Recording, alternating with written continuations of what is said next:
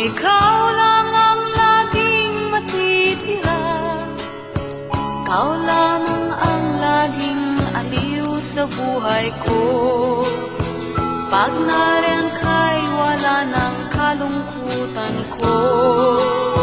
Kahit anong tamlay ng aking katawan, lumalakas kapag ika'y nasilayan.